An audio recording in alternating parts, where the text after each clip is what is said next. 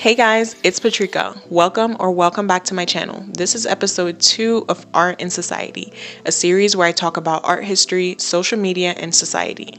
In this episode, we're going to be talking about aesthetics in the digital age. In the last episode, we talked about the Renaissance and the democratization of art, so make sure you go watch that video after you watch this one. Give this video a like and subscribe to my channel. It's free. Let's jump right into today's topic, aesthetics. It's been quite a bit of a buzzword on social media for a while now. In the last episode, I talked about how aesthetics is one of the oldest subfields of philosophy that consider how artistic creations can be evaluated. The major questions in aesthetics consider natural beauty, religion, science, and other important elements of human life. But what does that even mean? Basically, it's about what society deems as beautiful. You may have seen videos about how women's beauty standards have evolved over the last 100 years. Women have always gone to extremes to adhere to the current beauty trends, from dyeing their irises brown in the 1800s to eating disorders in the 1920s. In fact, the highest reported prevalence of eating disorders occurred between the 1920s and the 1980s, the two periods during which the ideal woman was the thinnest in US history. Skinny was in, and then it wasn't, but then it was back in again. But who makes the rules? Funny enough, we find that art imitates life. Beauty standards were often set by male artists like Picasso and Matisse, who painted standards based on what they thought beautiful was. For majority of human history, the ideal body type was more voluptuous. It signaled fertility and status. As the 20th century approached, the woman's perfect body types changed continuously. With the invention of cameras and modern media, beauty standards became something that was controlled by advertisers, models, and even movie stars. Corporations could decide what women should look like, and they decided that skinny was in.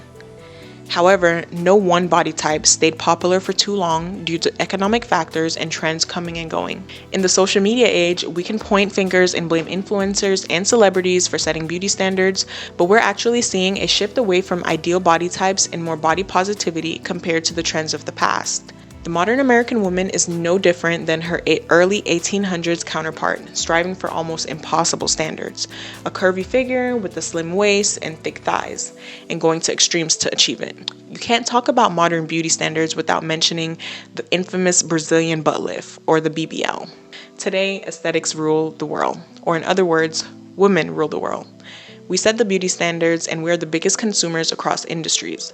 From beauty, fashion, and wellness industries, women of all ages decide what's hot or not. Florals for spring. Groundbreaking. All over TikTok, you'll find content about how to be an it girl, how to be a siren, makeup tips, fashion inspiration, and even how to attract the perfect partner.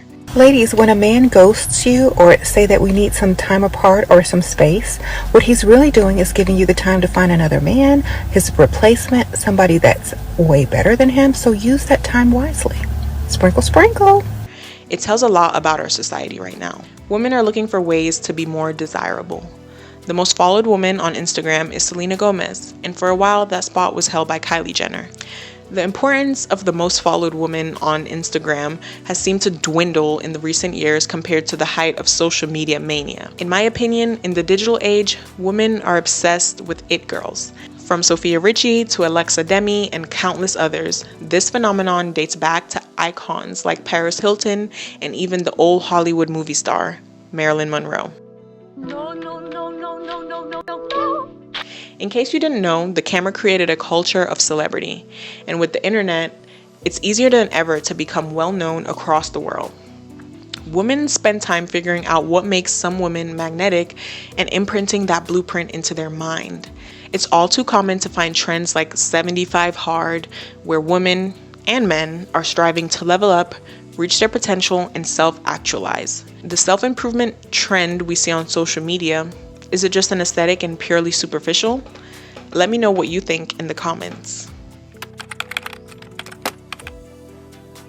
Self-actualization in psychology talks about how people strive to fully realize their potential and capabilities. Abraham Maslow viewed it as the most complex human need in the hierarchy of needs.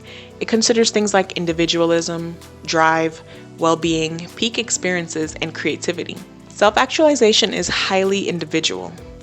That leads me to my next topic, lifestyle content. People who are striving towards self-actualization are more likely to be creative in all aspects of their life. A lot of the lifestyle content you see on Instagram are from normal people who share highlight reels of their life in an aesthetic way.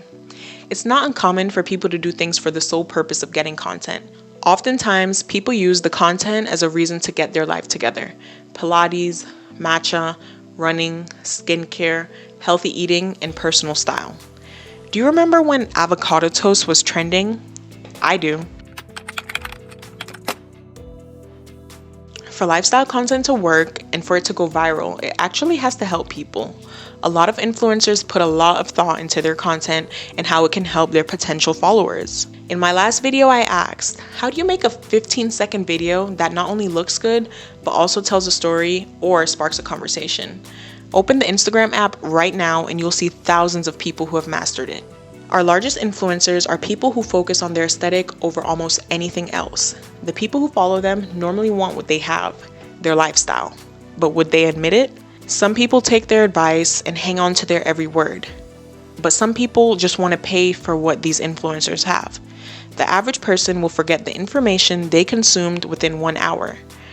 With this in mind, I wonder if the large number of followers causes an inflated sense of ego for these people with so many followers. Based on the stories from friends, fans, and the glimpses into their personal lives, it normally does. There's a niche of the internet that has gone absolutely viral in the last year or so: wellness content. It has certainly been watered down. At first, you could be sure that the people talking about wellness online in the field had some sort of nutritional or physical background. But today, it can come from anyone. As long as they portray the right look or know how to film a video, anyone can be an expert. It's led to a revival of the snake oil salesman, someone who deceives people in order to get money from them. We see a lot of that. People promoting products because they're getting paid to without considering the validity of their claims or the company that they promote. However, most natural remedies are not verified by the FDA anyways, so you should research anything you see online and not just trust something because an influencer said it. Our TV and media reflects and even influences the realities of our aesthetic-obsessed society. I'm sure you can think of a few movies and TV shows, current and from the past, that influence beauty standards for women. A few that come to mind are Botched, Love Island, and America's Next Top Model. Leave a comment with your favorite show that displays and influences aesthetics. I recently watched the movie Uglies on Netflix. It depicted a dystopian society where 16-year-olds received surgery to transform into a perfect version of themselves. You should go check it out. Lots of Netflix movies and series portray the superficiality of our society. If you're looking for less superficiality and more substance on social media, curate your feeds. Follow people and companies who offer social commentary that align with your views. Don't be afraid to consume content that differs from what you normally like. This way, you'll be able to push the boundaries of your algorithms. Once they see that you like more than pretty photos and videos, you'll be exposed to more thoughtful people and content. Whether you're an artist, creator, or simply curious about how our world shapes and is shaped by art, my series on art and society is for you.